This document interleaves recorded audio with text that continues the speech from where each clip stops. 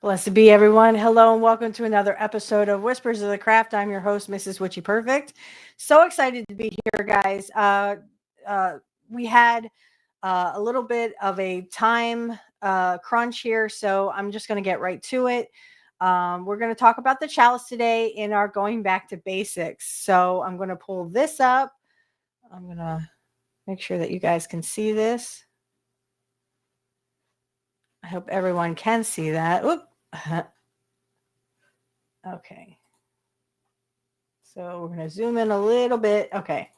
I hope everyone can see that. We're just going to talk about the chalice today. And I'm going to show you mine. So get ready for that. All right. So hopefully you can see that. Maybe that would be easier for you to read as I read along. So the chalice, also referred to as the goblet in some traditions, or mostly simply the cup. Right.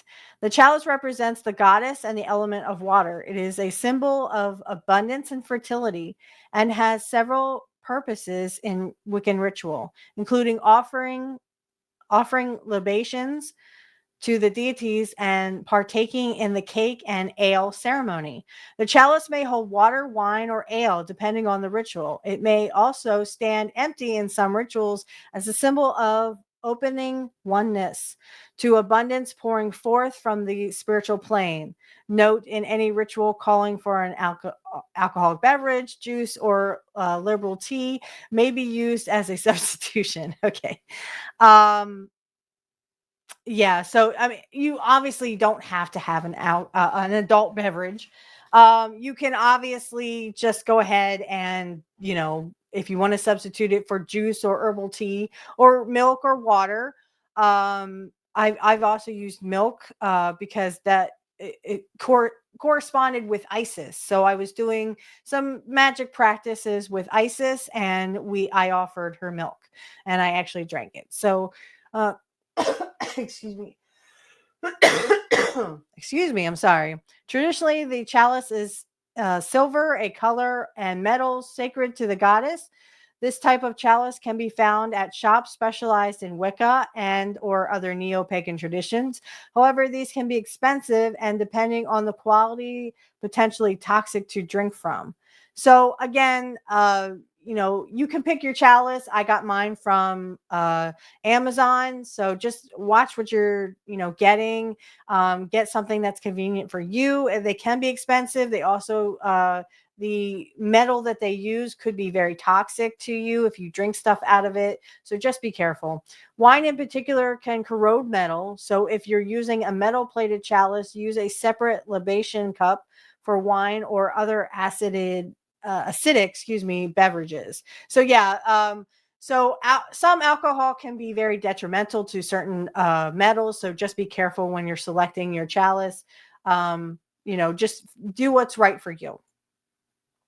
An elegant silver chalice can be lovely to work with, but it's certainly not necessary. If you can find something simpler and less expensive, or even dedicate a cup you already own for the purpose. So if you have something in your uh, cabinet that you a plastic cup, if you want to use it, though plastic is also not good for you. Plastic can get into the liquid and you can inhale it. um yeah, so you can use, if you have glass, you can have a glass chalice if you wish. I'm sure they'll talk about that.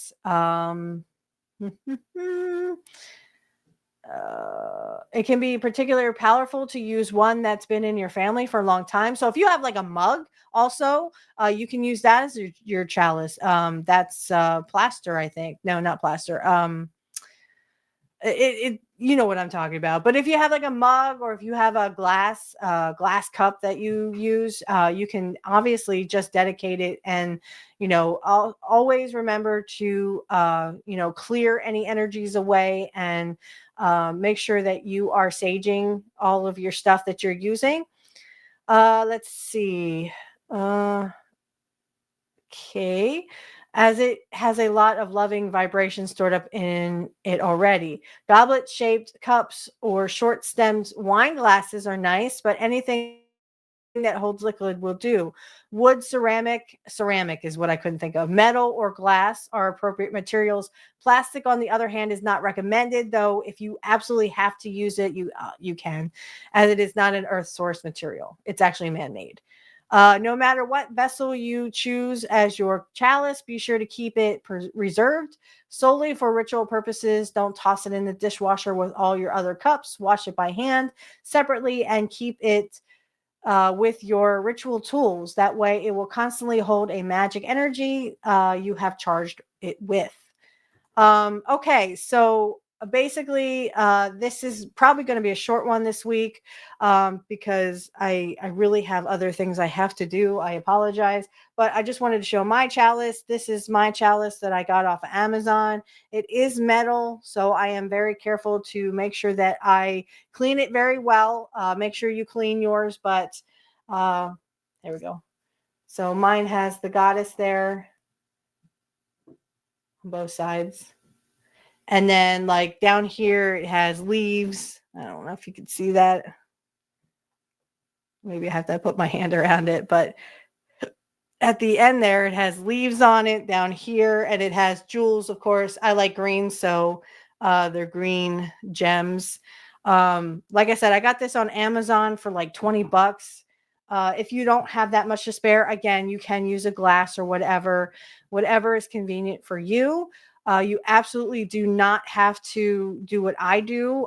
This is just something that I saw on Amazon and wanted to purchase. Oh, sorry, it's very scratchy on my end. Anyway, I just wanted to show that to you. I know my background kind of takes it out, but so there it is. This is my chalice, and you can put milk, wine, whatever you want in here, water if you wish, whatever your certain deity, calls for. But I would definitely, again, you don't have to get a colored one like this. You don't have to have it all fancy like that with a goddess on it. I think they sell one with the green man or the green hunter or something. You can get that too. They have several on Amazon that are awesome and for very little money. So if you want to go and check that out, check it out. But pretty much the chalice for me is, I can put juice in there if I want to, any kind of lemonade. This is your ritual, so you can use whatever corresponds with your certain god or goddess that you're calling to. So if your god or goddess, like I said, I used milk one time because I was calling to Isis. I was using wine the other time when I called to Hecate. So again, this is your this is your ritual. You don't have to do exactly what I do. Of course, if you just want somewhere to start, you obviously can, start there. If you want to look on Amazon, if you don't, I'm sure they have stuff on eBay, or if you want to just go to your kitchen and look for something there, I'm sure that they have. I'm sure you have nice glasses. Again, I would stay with glass. This is metal. So technically, I don't put a lot of wine in here. I had a glass that I dedicated actually for wine, but I don't use wine as often. As far as like juice, I've used like Sunny D, I've used lemonade, I've used any juice that's non-acidic. A lot of juice is acidic, but but just go what flows with you. Whatever flows with you is what goes. Okay, I'm sorry this is so short, guys, but I do have to get going. So I hope everyone has a great week, and we'll see you here back next week for another episode. We're actually going to do the broom or besom, so look out for that. I will show you mine, and then the one I was using. I actually bought mine off Amazon after I stopped using my dad. So I will bring both brooms out for you to see. And again, we will share along with what they stand for and what exactly they mean, because we're going back to basics, guys. Okay. So everyone have a great week, and blessed be everyone. We'll see you back here next week. Blessed be everyone. I just want to let everyone know that the AI song at the end is AI generated. Again, it is AI generated. Blessed be and have a great day, everybody. In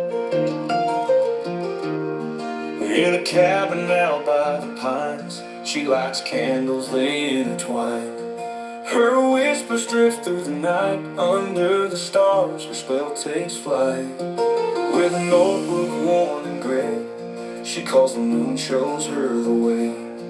Ancient runes beneath her gaze, in her circle the fires blaze.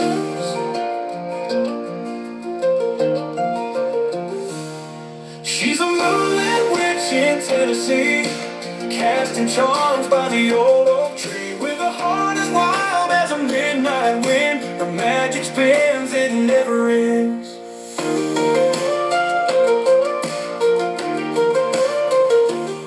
Sage and cedar fill the air, her sacred rituals laid bare. Under sky so big and wide, she carries secrets she doesn't hide.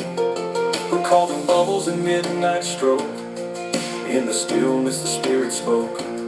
She walks barefoot on the forest floor, in her soul the wild hearts roar.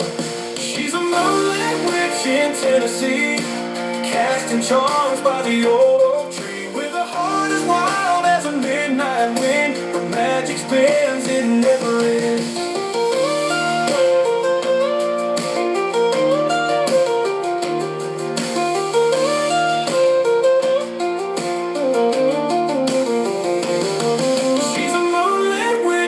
Tennessee, casting charms by the old oak tree. With a heart as wild as a midnight wind, her magic spins, it never ends. She's a moonlit witch in Tennessee, casting charms by the old oak tree. With a heart as wild as a midnight wind, her magic spins, it never ends.